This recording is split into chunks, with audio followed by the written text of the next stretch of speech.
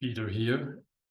This is a very happy occasion. It's a nice topic. We're going to talk about creativity and how to create in osteopathy. So we also need it because we're in a deep crisis and we have to recreate our own profession. And uh, I don't know if you had time to look at this. This is a drawing from a 16th century very creative person, Cornelius Agrippa. He was really a master in creativity. So let me move myself out of the way here.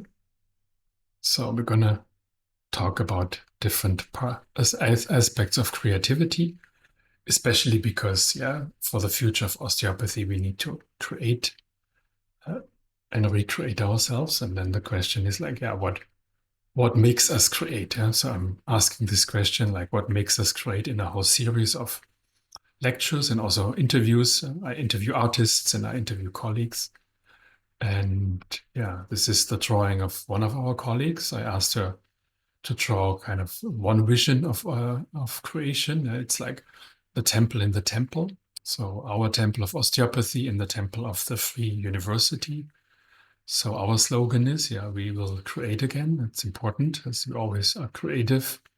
And more Bergman, yeah, she's a colleague in Israel. She painted this.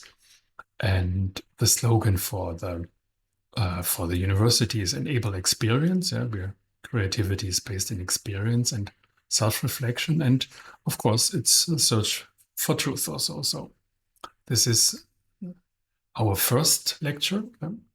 This series on the culture and creativity in osteopathy, and I'm quoting one of the famous Dutch historians. Yeah, if we are to preserve culture, we must continue to create it. So it's about also creating the culture of osteopathy.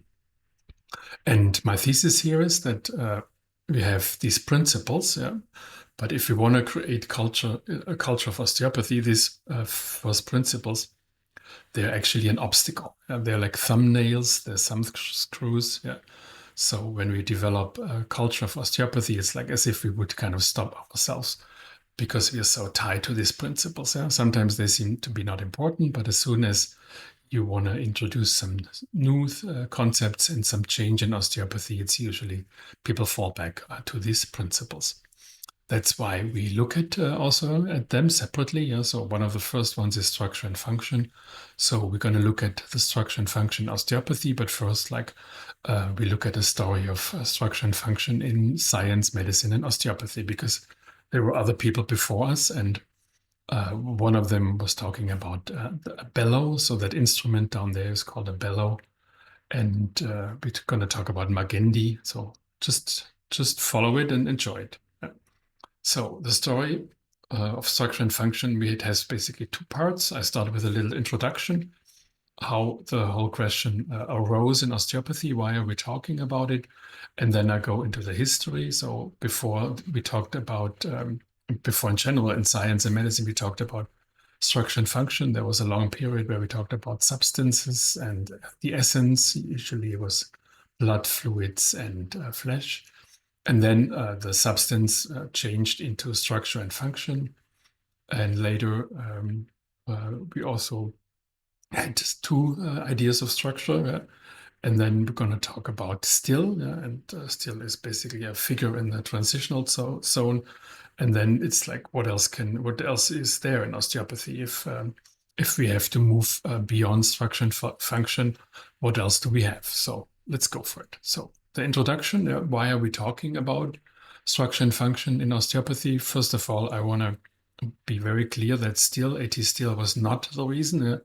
He hardly uses the word structure in any kind of meaningful and emphatic way. So sometimes he says structure of the neck, but it doesn't really mean anything. So definitely he's not the person, but we'll talk about the other man there. So on the right, it's Still, and on the left, it's one of the head of the school. So the first generation, basically, the first generation of teachers talked about structure and function. And a lot of Still's writing is actually a response to the first generation. So if you read his texts, yeah, you might not even hear it, but they're all written after the founding of the school, and they often actually are an attempt to kind of uh, correct the first basically the first misleading steps of the first generation.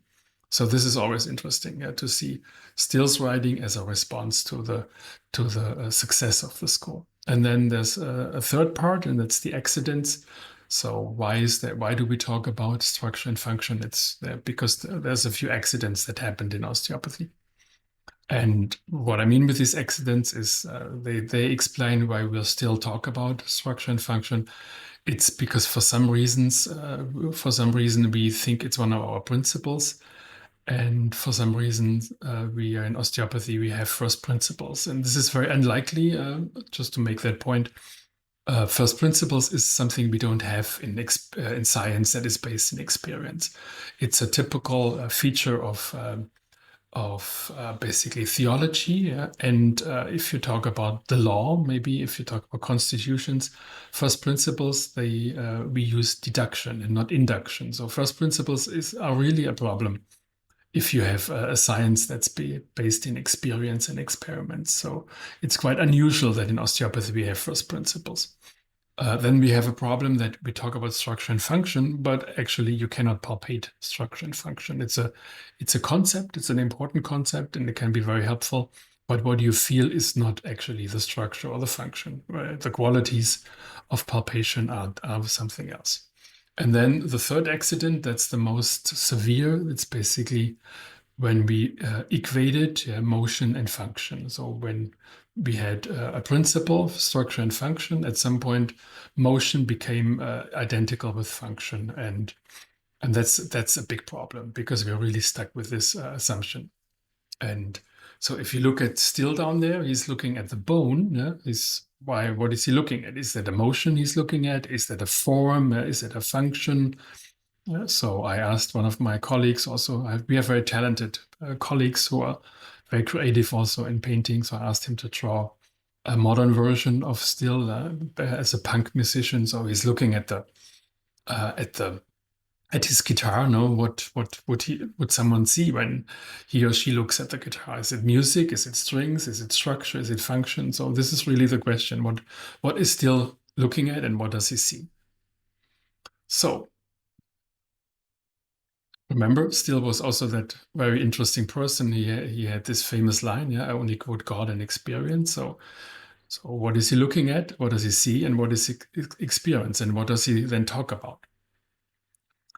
A few famous quotes, yeah, from the time before osteopathy. I will tell you in a second who came up with this quote. I see bellows, yeah, that's the instrument on the left, in the lungs, an optical device for an eye, a musical instrument for a voice. Yeah? So this is a very typical statement in the 18th and sometimes still in the 19th century. This one is from Magendie. You probably know him from some of the anatomical structures, like there's a foramen Magendie in the cranium. Yeah? So this at that time, comparative morphology was one of the most important sources of insight, and that was basically one of the scientific methods. Yeah? So I see a wind chest in the trachea, a vibrating mouthpiece in the tongue. So they were always comparing things, comparing organs with other organs, animals with other animals, and they were also comparing technical devices with the human body. So this was before there was actually function. There's form and there's comparisons of form. Yeah.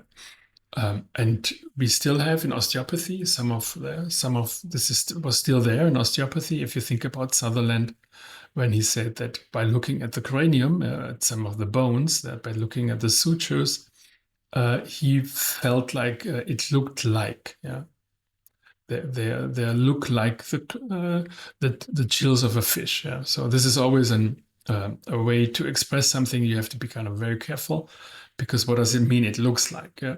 So is there a form similarity or a functional similarity? And then in his statement, he also says it reminded him of a respiration, of respiratory mechanisms. So, and that's kind of an interesting thing to look at, because if you think about a movement in a suture and in a joint, this is not immediately obvious that you have to think about respiration. Yeah? So there was something else that made him made him think about respiration. So this is often what we do in the beginning in science. We extrapolate. So we use something we understand and we project it onto something else. That's fair as a method, but this definitely has to be checked because it's an extrapolation. Extrapolation. So it's not we're using something we understand from one field in another field. That doesn't mean it's going to fit it. So. And remember, so Sutherland is one of the people I have a lot of appreciation and also respect. Still in Sutherland are definitely some of our founders, and but I also respect him because he put basically the bar very high. He said osteopaths are thinkers and not tinkerers. Yeah? So we're not tinkering, we're thinking. So our thinking and our concepts have to be very clear and so somber and sober. So, yeah, so if we come up with ideas like the one he had about the cranium, we have to be very thorough and very somber in the way we develop it. So I like him because he's basically putting the bar high. So and of course everyone will be measured according to their own basically yeah their own levels and their own qualities. So let's start. Yeah. Part one was substance, juices, and humors. So this is kind of the medicine we got from the old ages, from the antiquity. On the left, it's Hippocrates, but the other people basically this was part of the medical science for like around about 1,000, 2,000 years before osteopathy and before modern medicine. So you probably know that they looked mainly at the liquids, at flame, at mucus, at blood, at bile. So it was basically what would be called humors and humoral pathology. So this was basically the science until the 19th century. And still, of course, yeah, he was still under the impulse and the impression and the influence of the science. He talks a lot about blood in his texts. He talks a little bit about bones and sometimes about joints. Yeah, so he looks at a bone and it's not clear. Yeah, what does he see? Does he see the blood marrow? Yeah, so the bone marrow.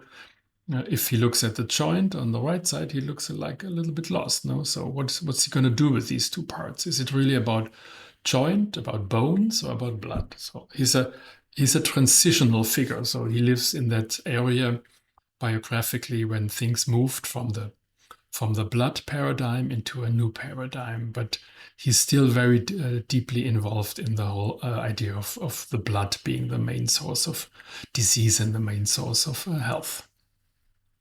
So what happened? Yeah, so in the 19th century, we have suddenly we have very strong movements, and they basically replace the idea of the substance, the essence, it being blood, so that everything is all the physiology and pathology is around the blood and the essence.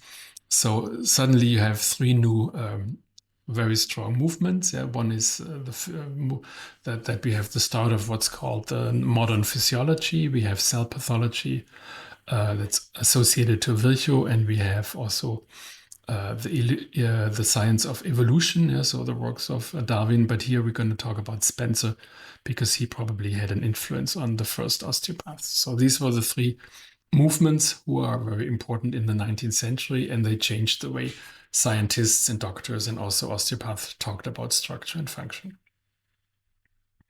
So the birth of the function, of course, it was not one day, but one person was really important, Claude Bernard, a French physiologist. His offices, I think I was there at some point in Paris. I think they still have something you can watch, but he was one of the first people who said, yeah, we're not only comparing things, we're actually studying them. So, for example, he studied the pancreatic function in a dog. So he wasn't so much interested in changing or comparing the form of the pancreas of a dog to another animal, but he kind of opened the animal and also tried to understand so what is actually happening in the pancreas when there's food, for example. So he studied the organ in action, and that is kind of what we would call now physiology. So for him, a larynx is a larynx, and the lens is a lens, and it's only realized in the living organism. So you have to study the living organism, and this is kind of the birth of the function. It's also what we then call physiology. So he was one of the first people who talked about function. So At the same time, more or less, in the middle of the 19th century, on the left, it's Virchow with his colleagues in Würzburg in Germany. If you ever come to Berlin, yeah, you should just check out some of the hospitals. Yeah, the hospitals named after him. He was one of those medical geniuses in the 19th century. He wrote about everything, and he was one of the basic reasons why we have now cell paradigms or cell pathology. At that time, we started to describe diseases, yeah, uh, by describing the changes of the cell. So he was one of the first people, and also under the influences of new technologies and new abilities in terms of the microscope and showing the changes of the cells in diseases. Yeah? So that's Rudolf Virchow, a very important person. He is memorized a lot in Berlin. And he also, yeah, this is not 100% sure, yeah, but we are not sure who came up with this idea of the Funktiolese. Yeah, so we're going to talk about it in a later video. But we have four very old parameters of inflammation, and we have one new that appeared in the 19th century, and it's basically functional lesion. And because function was not a real concept before the 19th century, there are a lot of arguments why maybe Rudolf Virchow was one of the people who introduced functional lesion in terms of the um, uh, reaction in inflammation. Yeah? So we'll keep that in mind because we have to come back in another video. So he's also very famous for the Virchow's trias. So these are still like basic laws and basic concepts in medicine, even sometimes under political pressure, like in the pandemic, people seem to forget about these things. But these laws are still in place. So if you want to understand blood clotting of the blood, the building of a thrombus, then it's still important to think about three things: blood flow, the change in the substance in the blood itself, and the injury to the membrane, to the endothelium. So. So the third big change in the 19th century was due to the research on evolution, so with Darwin and all the other ones. And one of the people who made basically the idea of evolution popular in the other science was Herbert Spencer. So he's a very problematic figure. I myself, my first field I went to study is like sociology, and for some people, he's a reason to study sociology. For me, he was a reason to stop studying sociology because you will see why. So he wrote a lot of things. Yeah, he wrote about psychology, sociology, but he's also famous for writing all these books with the title of First Principles. Yeah? So his writing is really, really boring. Yeah, so that was another reason. But he's very important probably for the first generation because there's good reason why we can assume that the first generation of osteopaths were under the influence of Spencer. He was a British a person, philosopher, whatever. I mean, whatever we call him. But he was very influential, and his books were also published in America. So, and because he wrote about so many things, it's very likely that some of the early teachers at the school in Kirksville, they know about him. So, for him, yeah, for Spencer, that's a different person down there. I will come back to him. Yeah, John Huizinga. So for Spencer, yeah, a society was like an organism. So he always compares everything to evolution and to biology and their parts. Yeah, these parts are then called structures, and they work together, and that's then the function. So this is kind of basically one of the layouts of his idea. And in society, yeah, things have to function smoothly, and it's again like in an organism because things work together in harmony. Yeah. And of course, this is a concept that has a lot to do with Mr. Spencer, but not a lot to do with culture, and also not a lot to do with biology. So, but that's how it was. Yeah. So, and I will show you later. Yeah, that other people like, for example, Johann Huizinga has a very different idea about these things. So another field, yeah, creativity. So he also, besides writing like first principles he wrote first principles for sociology. He wrote first principles for psychology.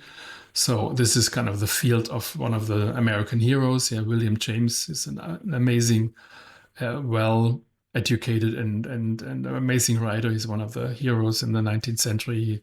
He was taught he taught in Harvard, psychology, I think, and philosophy. He's a very interesting person and very American and very uh, based in experience. And he wrote wonderful books. So he's kind of, I would say, the opposite of Spencer in terms of the quality of thinking, the quality of writing. Yeah.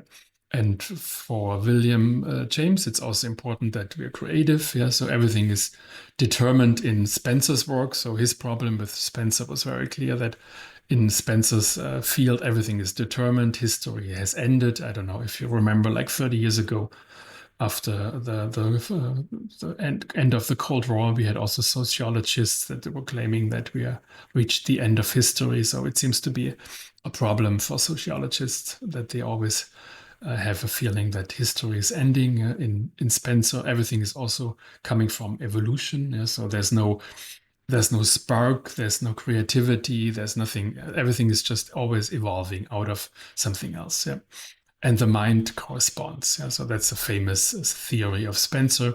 So for someone who's really interested in art, in culture, and in creativity, this is like Spencer is kind of a no-brainer. He's like one of those thumb screws like we were talking about before. So if you're ever interested in a fundamental and very funny and good critique of Spencer, then you can just read James. This is also to say if the early osteopath, if they wanted to have a different view on Spencer, it was there. Now James was teaching on the East Coast. So what Spencer meant with correspondence, it's kind of very simple and banal. He basically thinks that we always think in relations. Everything is every thought has to do with a relationship, and our consciousness is basically just more or less a relationship to the outside world.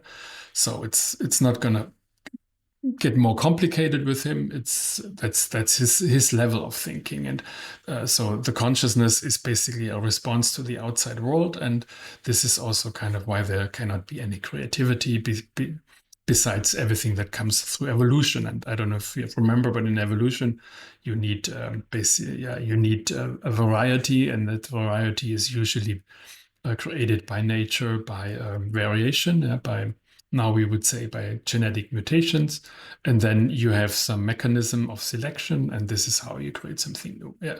And if we humans, we talk about creativity, we talk about something else. Yeah. If you're an artist, this is kind of something you're really not interested in. Yeah. So you really want to think about inspiration and having ideas and maybe new ideas and everything that comes into creativity.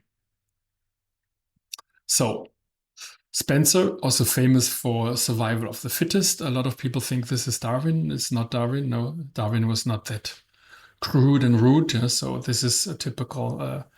I'm trying to be nice to Spencer. Yeah, he has. I mean, I read a lot of his stuff, so it's also partly interesting. But in overall, he's really a very difficult person, I think, in terms of his whole ideas. So, and also the idea that survival of the fittest is like that's what is the basis of living together in a society. I think that is definitely part of it, yeah, but this has nothing to do with creating culture and human creativity and a lot of our other abilities. Yeah. So there's a definitely a contradiction between Spencer and people like Huizinga and other ideas in the cultural field. Yeah. So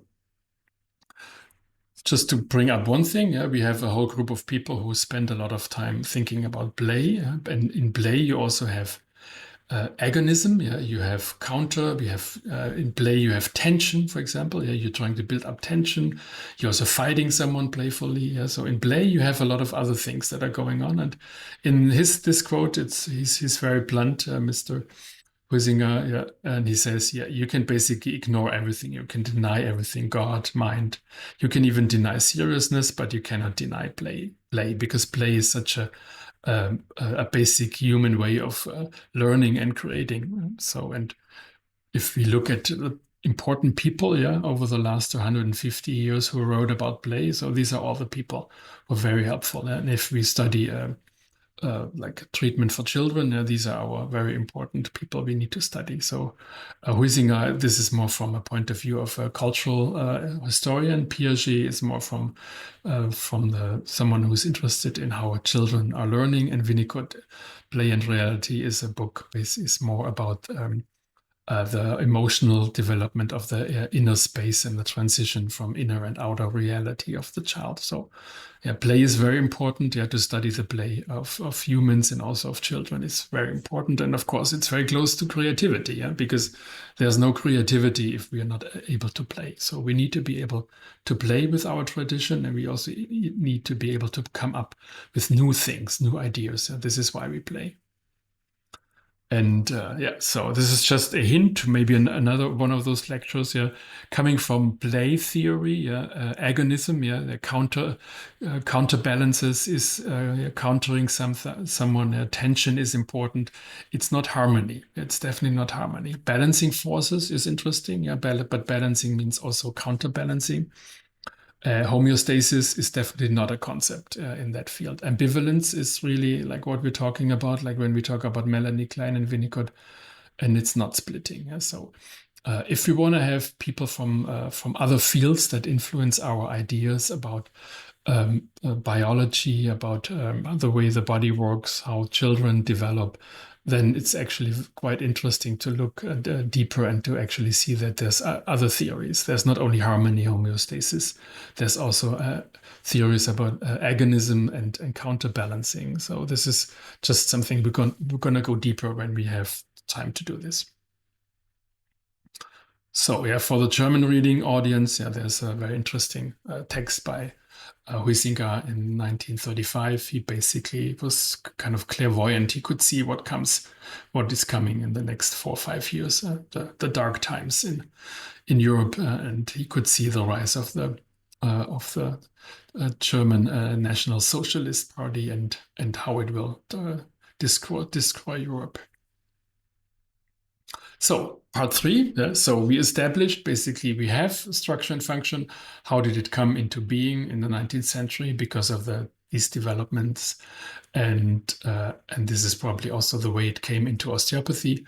We have to kind of step back 1 second just so we actually understand something that in a lot of theories outside, a lot of fields of research out of osteopathy, their structure means the opposite of what we are talking about in osteopathy. Often in osteopathy, when we say structure, we mean hardware. We mean something you can touch. It's touchable, it's durable, it's resistant. Yeah. So when you touch something, you will say, "Oh, that's the structure." You touch a bone, and you would say, "Okay, that's structure." Yeah. And this is, of course, it's legitimate. You could also say that's more the Anglo-Saxon way of talking about it. And there's also another way of talking about, and that's relationship. Sorry, this is a spelling mistake. So that's the other way of using the term structure. And for example, if you studied in the 60s and 70s or 80s, like even when I studied in the 80s, you had to read like books about structuralism, like Levi-Strauss. Now I studied social anthropology, so of course you had to read Levi-Strauss. He's one of the most famous authors in that field. And Saussure, it's about language development. He's a little older. So these are all the heroes of structuralism, and it's about relationships. It's about kinship. Yeah. So Levi-Strauss, he was researching like the relationships in a tribe or in a family, and also how the language would develop. Yeah. And Saussure also looked at structural similarities and differences in language. So there's two ways of talking about structure. It's very important to understand each other. And one is really like the hardware, and you could call the other one the software, because it's the relationships. It's nothing you can touch. It might be durable, yeah, and it might also be resistant, but it's actually the information behind it, yeah? The relationships in a family, the relationships of words in a sentence, yeah, the grammar and all these things. Okay.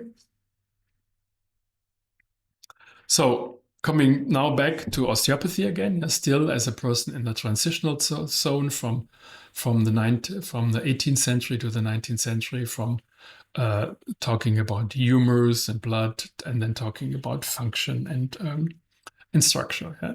So that the whole idea that he uses osteopathy as a term to describe what he does, yeah, this is still raising eyebrows, yeah, and rightfully so. So why would we call something osteopathy? Yeah?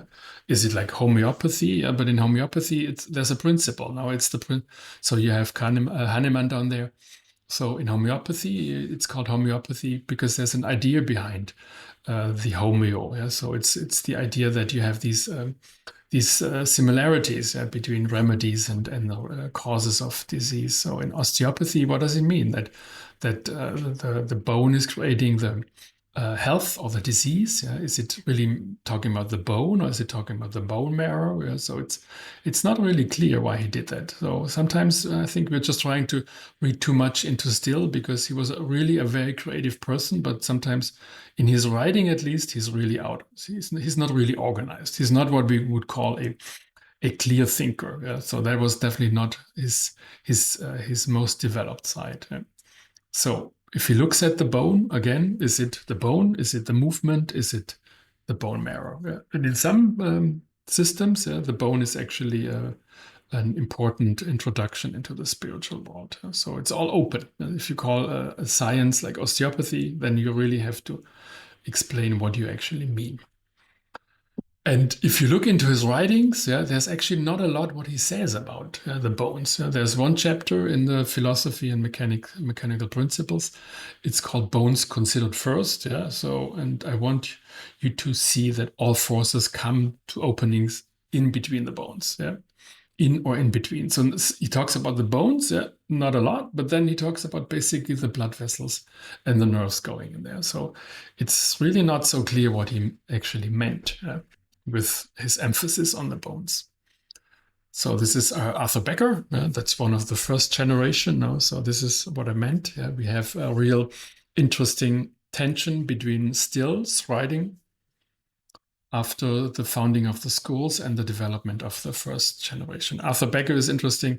He was one of the deans of the schools in Kirksville and later in other places. And he has two sons who became quite important. Roland Becker, probably everyone knows, and Alan Becker. These are two sons of Arthur. And Alan is also an osteopath. Both became osteopath. And then his daughter, Linda, she's still alive. And she's one of them. It's kind of one of these families, American families, who represent and embody the history of osteopathy. So this is Linda. So she's a wonderful colleague, but you also can see what happened to osteopathy. She's no longer a DO. She's practicing the original form of osteopathy, but as a licensed body worker. And so I hope she's well. Hi, Linda, in case you're listening. Yeah, sending love. And yeah, so osteopathy, we're basically doing the same for the last 100 years. Yeah, some good stuff. Yeah, but there's something we have to develop. Yeah, and also yeah, still yeah, with this emphasis on bones, you don't find a lot of his writing on the bones. Yeah? So there's not a lot of writing. And if you read this, yeah, so the question is, who said this? Yeah, because this is kind of something I would expect Still to write. Yeah, let us consider the wonderful structure of the thigh bone, and it goes on and on. And now engineer could work such a miracle. Now, if I read this, I could think, okay, maybe this is something like what Still wrote, but he didn't actually. This is actually a quote from Rudolf Steiner, now, who was really interested in bones and the development of bones, because for him it was the way the spirit actually is expressed in the body. So bone formation is the makings of something great and magnificent, because the spirit actually embodies into the bones of the human being. So, or yeah, again, you look into art, because we're talking about creativity. Yeah? So if you want to understand something about the power of the bone, yeah, then Tupac Shakur, yeah.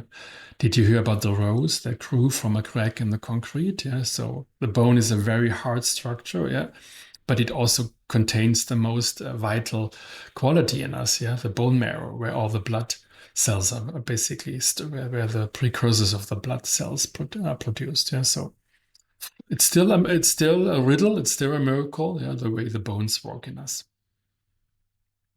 So what else do we have? So we went from how did structure function come into osteopathy, the different meanings of structure function, then also that still actually is someone who didn't talk so much about structure function and not even so much about the bones. So now to kind of wrap things up, so what else is there? Yeah.